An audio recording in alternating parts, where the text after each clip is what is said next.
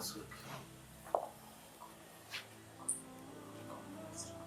मैं किन्नर जरूर हूं, पर ये लोग के जैसा ना वेश्यावृत्ति का काम नहीं करती मैं। हरामखोर साला।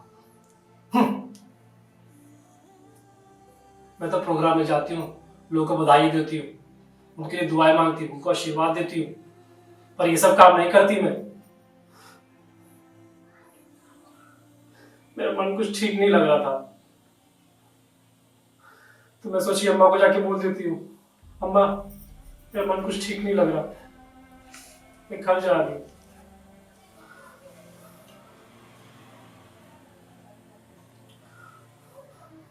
साहब, ओ साहब, साहब,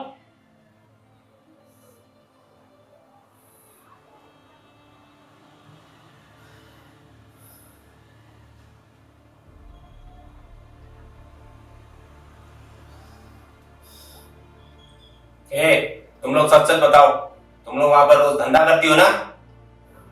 बताओ, नहीं तो मार मार के तुम लोग की हेकड़ी निकाल दूंगा। लगता है ऐसा नहीं मानेगा। मेरा डंडा ला। पता नहीं एक घंटे में तेरी हड्डी पसली सब एक हो जाएगी। बोल। साहब मत मार मेरे को, मैं को रंडी वंडी नहीं हूं, समझे क्या? देखो साहब, मैं ना कल सुबह अपनी अम्मा और पूरी टीम के साथ ना लोखंडवाले की 70 प्लेस पे गई थी प्रोग्राम में बधाई देने को। अब प्रोग्राम हम लोग सुबह 10 बजे पहुंचे, अब प्रोग्राम स्टार्ट हुआ 2 बजे। अब प्रोग्राम करते नाचते गाते ना रात हो गया। मेरा मन कुछ ठीक नहीं लग रहा था साहब, तो मैं सोची ना कि मैं अम्मा को जाके बोल देती हूँ, अम्मा मेरा मन कुछ ठीक नहीं लग रहा, मैं घर जा रही हूँ। तो मैं अम्मा को जाके बोल दी, तो अम्मा बोली अकेली चली जाएगी? मैं बोली हाँ अम्मा मैं चली जाऊंगी अकेली। वो क्या है ना साहब, हमारा घर महाड़ा के ना विघ्नेश्वर हाइट में है, तो मैं पैदल निकल गई। अब जैसे मैं पैदल निकली ना, तब ये लोग के अड्डे पे पहुंच गई मैं। अब मैं यहां से गुजर ही रही थी, तभी आप आ गए अपना पूरा पुलिस फोर्स लेके छापा मारने के लिए।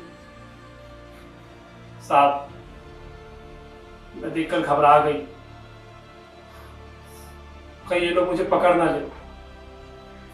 साहब आपको पता है ना कि हमारे किन्नर समाज में भी कितने ऐसे शख्स हैं जो वेश्यावृत्ति का काम करते हैं। मैं घबरा के भागने लगी।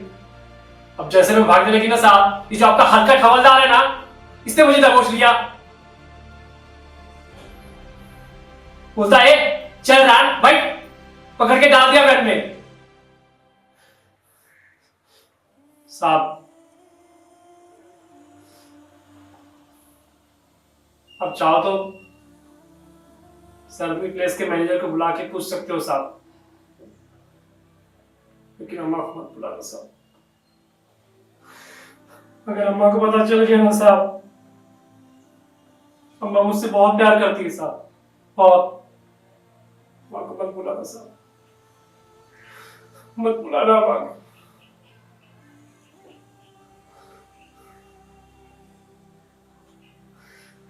ये तू बिल्कुल झूठ मत बोल, तेरी कोई अम्मा अम्मा नहीं है।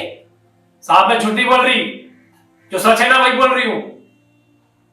साहब देखो, मेरी अम्मा ना मुझे सिखाई है कभी किसी का हक्का नहीं खाना, अपना ईमानदारी खाना, ईमानदारी का। हाँ देखो साहब, मैं ना ट्रेनों में जाके पैसा मांगती, लोगों को जाके दुआएं देती, उनको आशीर्वाद देती, पर अपने ईमानदारी खाती, ईमानदारी का। हाँ कभी किसी का हक्का नहीं खाती। मेरी अम्मा ने मुझे बताया है कि अगर तुम्हारे हक का होना तो उसे छीन कर ले लेना, लेकिन कभी भी दूसरे हक का मत खाना। रान चल अपनी बकवास बंद कर। इसका मुंह बंद करो। साहब मैं बकवास नहीं कर रही हूं, जो सच है ना वही बोल रही हूं। आप समझी मैं कि मैं भी किससे बातें कर रही हूं? एक ऐसे समाज से जो किन्नरों को पहले ही दुत्कार चुका हो, जो किन्नर को इस समाज में रखना ही नहीं चाहता, जो किन्नर को अलग अलग नाम से बुलाता हो, छक्का, हिजरा, गांडा, मोगा, और जाने कौन से नाम से पुकारते होंगे आप लोग। ये बहुत सुन लिया तेरी बकवास। हे मेरे राजा, अरे हम तो पहले से बदनाम है, हमें तो तुम्हारे समाज में गिना नहीं जाता, हमें तो तुम्हारे समाज में गंदा वस्त्र समझकर फेंक दिया जाता है किसी नाली में। चल मान लिया हूं मैं वैश्य, हूं मैं रंडी, लेकिन हमें ऐसा बनाया किसने? तुम लोगों ने और ये समाज ने, और यही समाज में इस समाज से निकाल फेंक दी किसी कोने में। साहब मैं पूछती हूं क्यों? आखिर क्यों? ताकि इसलिए कि हम अर्धनारीश्वर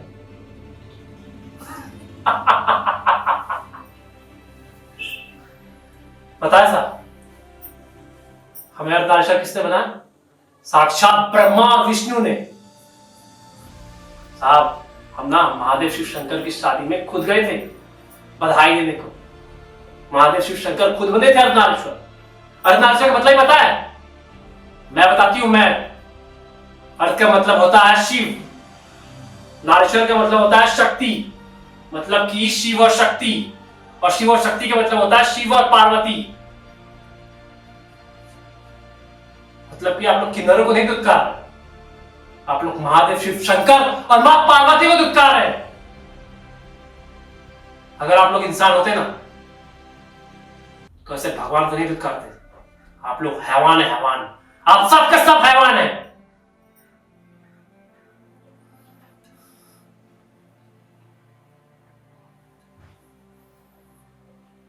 साहब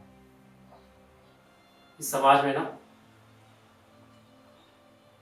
भगवान के प्रति मतलब अच्छा इंसान बहुत कम देखने को मिलता है, जो आप लोगों में बिल्कुल नहीं है।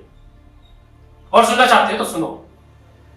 मेरा जन्म दिल्ली के उदय विहार कॉलोनी में शंकर मिश्रा परिवार क्या हुआ, जो एक ब्राह्मण परिवार है।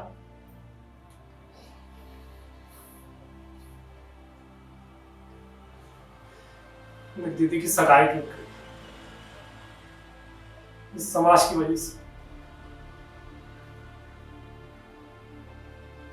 पता है ये समाज क्या बोलती है कि तुम्हारे यहां किन्नर पैदा हुआ है। क्या मैं किन्नर नजर आती हूँ आप? क्या मैंने भगवान को बोला था? इसमें मेरे परिवार वालों की क्या गलती है साहब?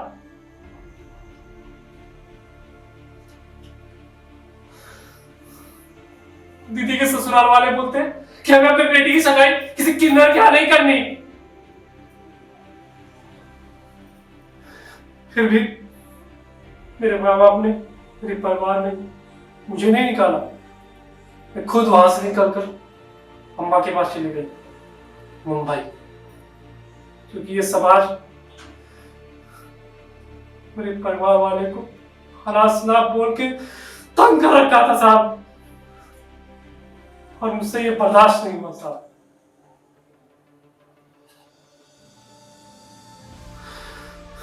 मैं अम्मा के पास चली गई।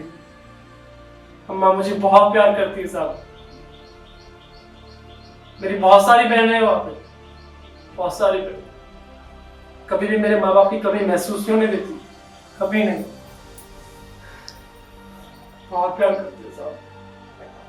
साहब मैं आपसे पूछती हूँ, क्या मैंने भगवान को बोला था?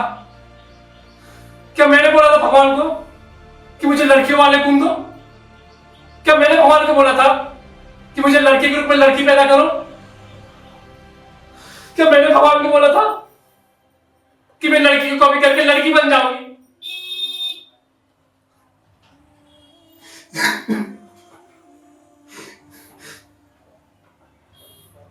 साहब अगर हमारा किन्नर होना गलत है ना साहब, तो मैं आपसे पूछती हूं, क्यों लोग ऐसे औलाद के पैदा करते हैं जो चंद गुस्से के लिए दूसरे की जिंदगी तबाह कर देते?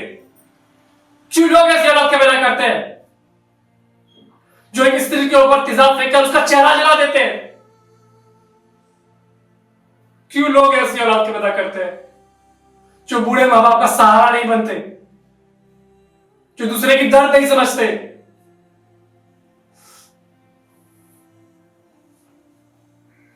अरे साहब ऐसी औलाद पे तू है, तू। अच्छा वो भगवान ने हमें ना औलाद होने का सुख नहीं दिया ताकि हमें बुढ़ापे में कोई कष्ट ना हो। साहब ये समाज ही गलत है, इस समाज के लोग ही गलत है साहब, समाज का विचार ही गलत है साहब। साहब आपको पता है हम किनारे साड़ी क्यों उठाते हैं? जब कोई कमबख्त हमसे बदतमीज से बातें करता है ना, तब हमें मजबूरी में साड़ी उठाना पड़ता है। हमें कोई शौक नहीं साड़ी उठाने का, लेकिन मजबूर कौन करता है साहब? ये समाज और आप लोग, और आप ही लोग हमें समाज से निकाल के फेंक देते हैं किसी कोने में।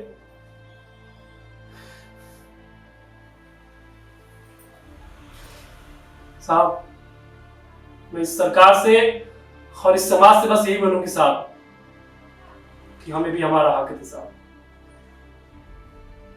हमें भी रोजगार दे साहब, ताकि हम भी 2 वक्त की रोटी खा पाए।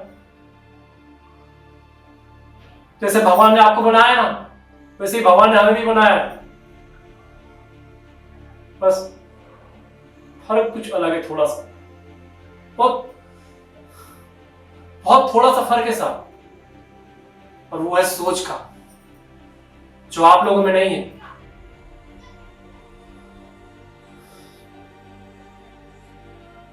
मैं बहुत खुश हूं साहब, अच्छा हुआ कि भगवान ने मेरा जन्म इस किन्नर समाज में किया, इस किन्नर समाज को समझने के लिए।